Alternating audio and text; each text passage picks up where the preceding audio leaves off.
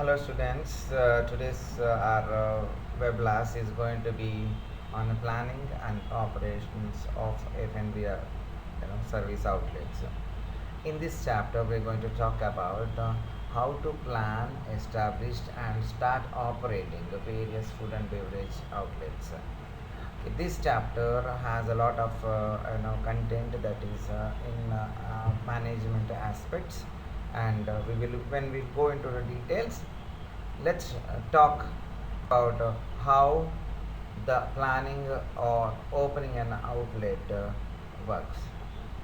The whole process, that is when you get an idea to open an outlet until you have an outlet that is functional, the whole process in between is divided into three steps.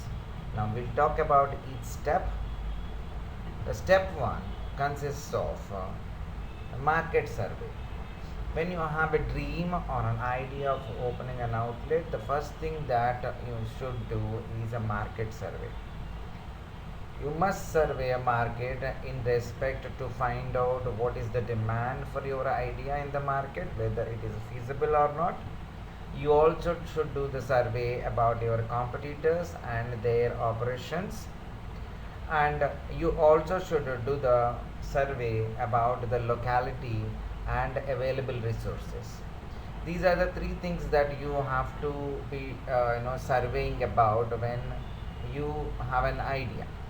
The first and foremost important thing is to do a market survey to understand whether your idea is a feasible and it would be profitable or not. On the same test, simultaneously when you are doing survey, you also have to develop a blueprint. Developing blueprint is that having initial planning, how you are going to go about your restaurant, whether you are going to lease a operational one, start from the scratch. If it is from the scratch, what would be your cuisine that you are going to introduce, and how the operations are going to be, and what is the size of outlet that you are thinking to open. This is like initial data that you need to put it on the paper. All these things come under developing blueprint. With this, step 1 is complete. Then once you are ready with this, we'll move on to the step 2. In step 2, the major things that we do are procuring funds. To do or start a project, you need funds. So you will find out from where to get the funds, whether it is going to be angel investors, financiers or banks. Okay, procure funds that are required for you to establish the outlet, and procure space, equipment. These are the things that you need to buy, and get things together in this step. And also you would recruit staff. Once you start implementing, buying things and put things together, you need people to operate these things. So recruiting staff is the second thing that you do in step 2. Once you have your space ready, money to operate, equipment and staff to function, the next step, third step, consists of setting up policies and procedures. It is not just opening an outlet, which is actually a civil or architectural job, but to make it a functional and make it successful. Once you put this restaurant in operational, or how to operate the restaurant, you need to set the policies and procedures that are on what basis that we are going to run this. What is my priority, whether it is a service, whether it is a profit, or whether a social services. What exactly is the welfare? So the policies and procedures that you set are the one which give a guiding line for your operations. And the same thing, you also do set targets to be achieved. What do you want to achieve from now in a 1 year time? Whether you want it to be listed as one of the popular outlet, or do you want to have another branch of this somewhere else, or do you want to have a highest customer satisfaction rating. So what is that target you are going to work upon. So these are the things that define or give you a direction that how to operate an outlet. So the step 3 is basically that gives you a guiding light or a direction that how your restaurant is going to be functional. Let us closely discuss about various factors that need to be considered while planning an outlet. So, what are the points actually that affect your opening an outlet or a plan of opening an outlet? So, the first one is the location. Your business idea of opening an outlet greatly depends where you are opening this outlet. The location plays a major role. The various kinds of locations that we can see in the market are residential areas, commercial areas, resort and tourist areas, downtown areas. This is a broad classification of areas that where the outlets can be opened. So looking at what kind of outlet that you have in mind and which location it suits to, you have to take a call. If your location demands for an fast food outlet, it is better to change your plans instead of a specialty restaurant go for an fast food outlet. The second point is a targeted market. You must think about whom are you targeting at in the market. The market, that's all people are going and buying everywhere what they wanted for. But what are you, whom are you targeting at? The few of the target markets, for example, are a student community. If you are planning to open an outlet near colleges or institutional area, in an institutional area, your target market would be a student community. But if you are planning to open an outlet in a commercial area where the most of the businessmen are going to be there or people who are in their workplaces, so their requirements and demands are different. So you must decide on which is the market segment that you are going to target about and accordingly plan your outlet. It sometimes it can be a family crowd, so their demands and requirements are different. The next point is a business potency. Not just the target market that you talk about is in that locality or area or in your targeted market. What is their business potency? How much money they would be shelling out to come out and eat? So going out and eating is not everybody's interest.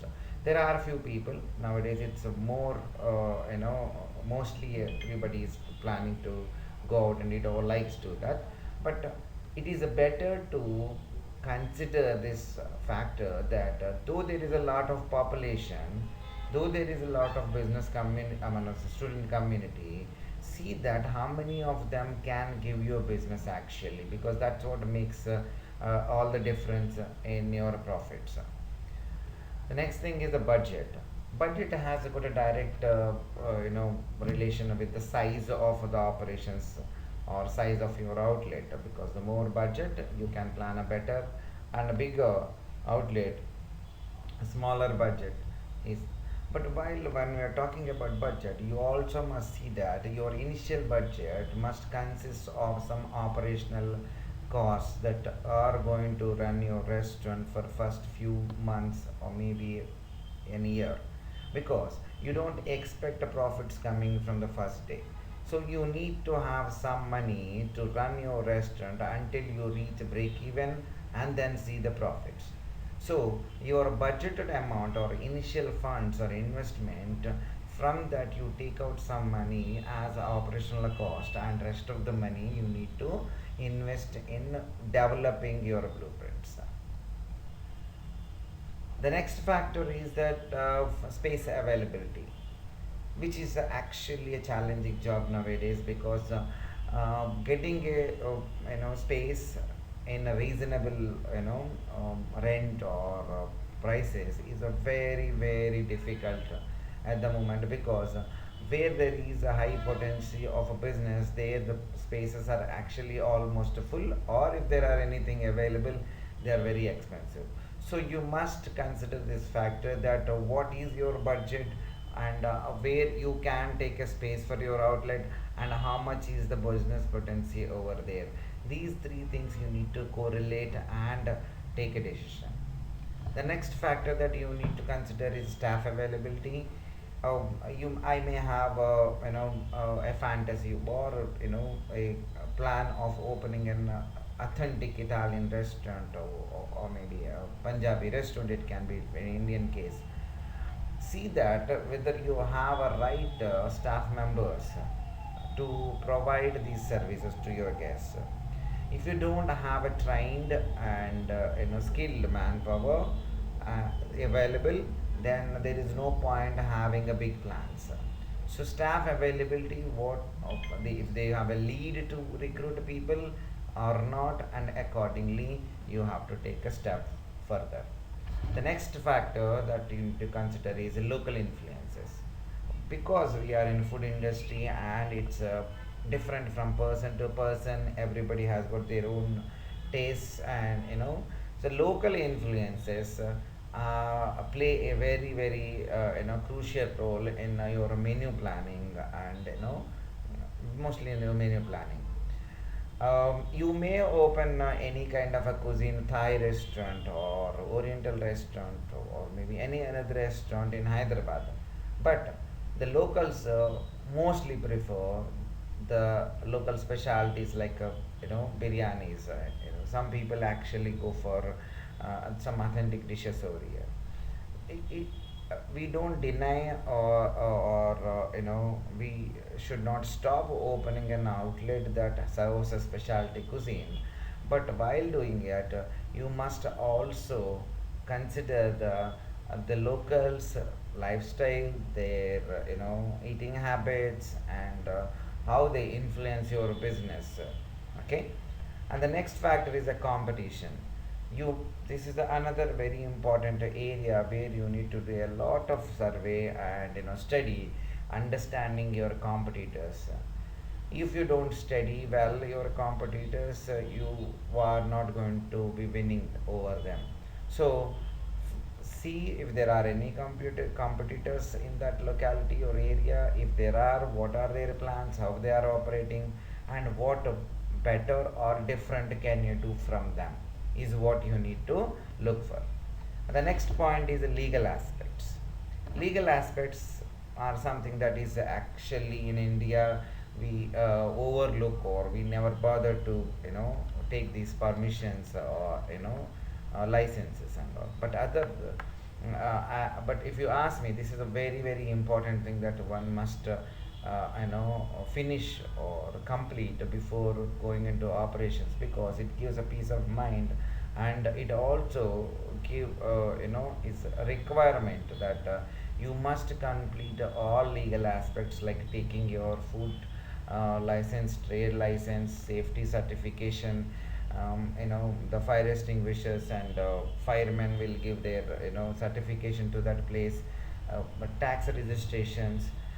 There are so many things that if you go into the details, that these are the legal documents that you need to complete to operate an outlet, or have a legal business running in India.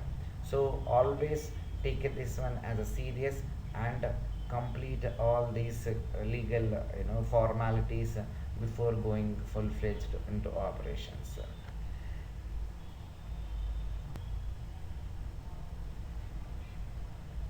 Now we will talk about layouting of an outlet. Layout of an outlet. What is a layout? Let's talk define outlet. What is a layout? A layout is a planning and a positioning of various work centers or equipments in respect to the flow of operations. That is what is called as layout. In general, these layouts are line drawings of a place in which you allocate and arrange various work centers or equipments, and this to be done to make your operations smoother as possible. Okay, so what is how does a layout looks like? A layout is something, as I said, a line drawing that represents a place, usually from an aerial view, which shows that what equipment placed where, which area is located where, and how it is designed, the whole place. It gives you a full understanding of that area in terms of its design aspects. The layout is basically has two varieties. The previous one was a 2D, and you also get nowadays a 3D layouting because of the computer advancement, and because of this technology. Now we can make a 3D layout. As you see, both the layouts on the screen are of the same area. One of that is a 2D layout, another one is 3D layout. The advantage of 3D layouts is it gives a better picture of the place, and more understanding of the place than the 2D ones, right? Now, what are the objectives of a good layout, or what are the things that you need to keep in mind while doing a layouting? One of them is that you have to utilize the space as much as possible. That is optimal utilization of the space. The available area need to be used, because the space is a money. Every inch is important. Giving a maximum moving space to the staff and a guest is also important. Don't say that, sir said you have to use every inch of the place, so don't cramp the place with stuff the place with everything. It is an outlet. You are going to give an experience to your customers and guests. So that's why I said it's optimal utilization, not maximum utilization, but optimal utilization. Giving a good moving space is very important. It must allocate washing and storing areas properly in the flow of operations. Where you put these storing and washing areas is definitely important. You may think that these are not very important areas, washing and storing, and put them in some corner of your place available. Every time your steward or staff need to be running for that corner to that corner and coming out. If it is in the flow of operation, then it would make their life easy, which in turn makes the service much quicker and faster. It must reduce the time, service time, whatever, how much ever is possible. The layout must also smooth the flow of operations. It should reduce the unnecessary movement of people, because things are not in place, so people have to go round and round. That is not what a good layout supposed to be. How a good layout supposed to be. It must give a comfortable working condition to the staff, because what we are talking here is about the back areas or ancillary areas of the outlet. In most cases, people do forget about planning well about plan. The back areas. They focus on the front, the guest areas. But it is very much necessary that you also take care of the working areas and plan them well, because that's what reflects in the service. How comfortable working area that a staff has will actually reflect into the service given to your guest. Give a comfortable and lavish look to your guest is another important factor in our layouting. Ensure safe environment, um, which is another important aspect, that safety is supposed to be the first, because all public areas where the people gather for whatever may be the reasons, they must have enough exits and a safe environment. The design should be safer, safest possible. It must also give you clean and hygienic environment, your layout, so your where you put what, how drains are connected, all those will matter. The service entrance should not be opposite to the guest entrance, because it is one of the thumb rules that or guidelines that people say that you can't have a guest entrance of a restaurant, and exactly opposite to that is our staff entrance. Because people, as they enter in, they see people running in and out of a back area, and if the door is kept open, the back kitchen door, they also get, it's not a very good view on entry into the restaurant. Guest flow path and staff flow path should not be crossing each other. This is another important thing that you should remember, that you see that guests and staff don't crisscross running in the restaurant. If you have a side station and a back area entrance on either corners of the restaurant, the steward mostly moves from that corner to this corner, and the guest will be moving from a buffet to entrance, and if they are crisscrossing, then it is not a great idea to have a plan like that, because they tend to have many accidents. See, possibly you may not make it zero, but minimize their crisscrossing. Okay.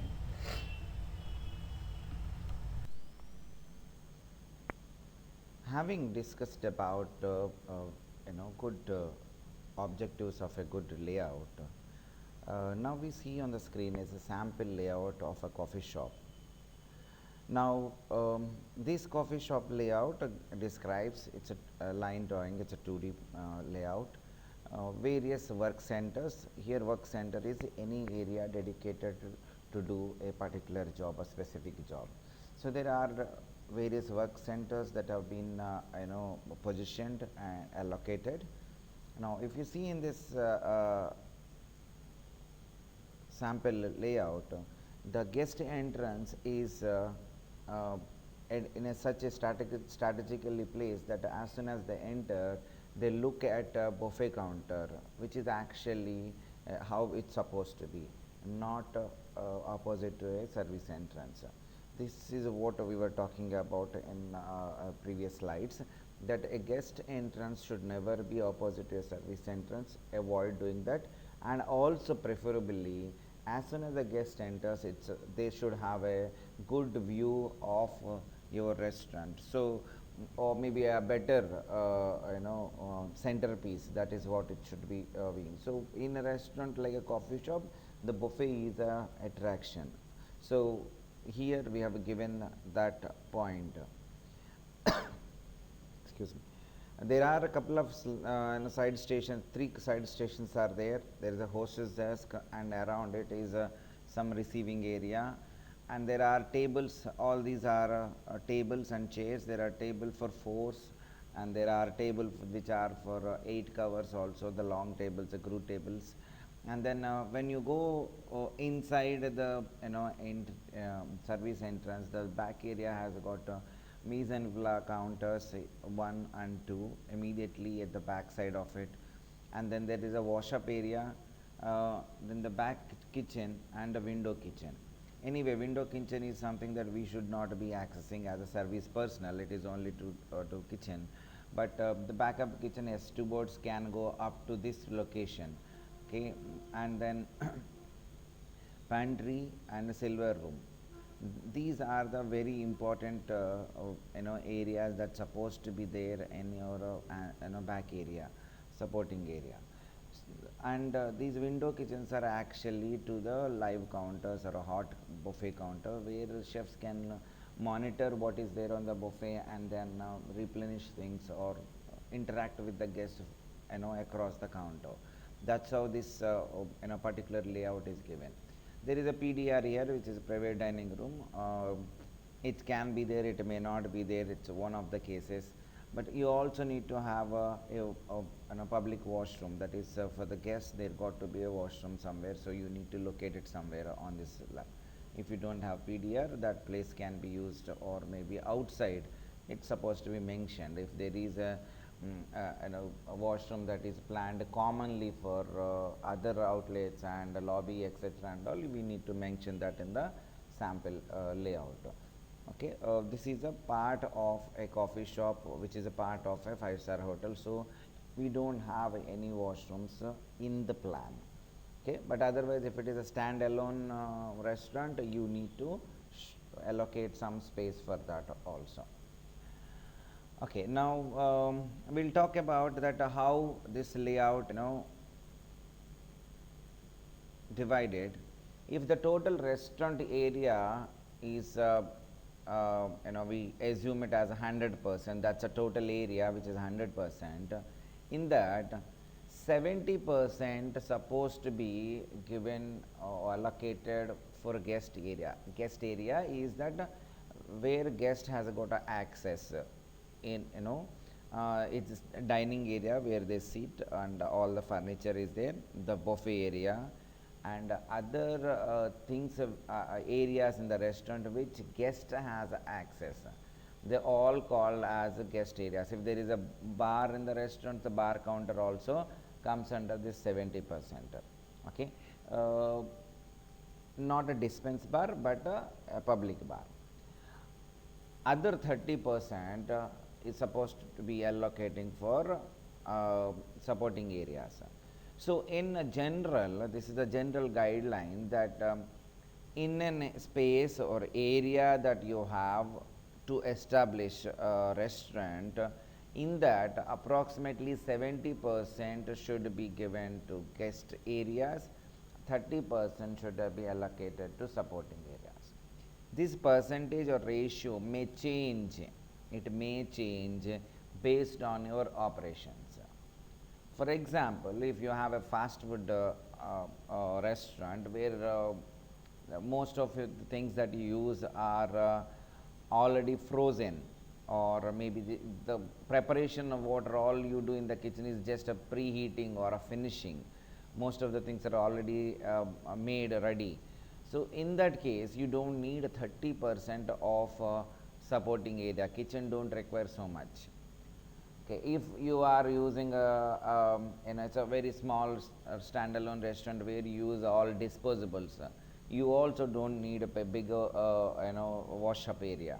So in those are the scenarios or situations where you have to take a call and fix up this ratio from 30 and 70 to maybe reduce little of the supporting area to a 25 or a 20 depending on what it, and then rest can be the guest area. Okay, so this is a general guideline for a normal restaurant if you are planning it, right? This ratio, if you see in this sample layout, the 30% is allocated. So the 30% of a supporting area can be in any shape. If you see over here, 70% is like this. This is how we allocated in the sample layout, or it can also be given like this, 30 and 70 can be given like this. So how you divide your total area into guest and supporting areas is up to you. It based on the location, the accessibility and your type of operations. So that need to be decided by you, that in how you are going to divide the total area into these two major areas, guest area and supporting area.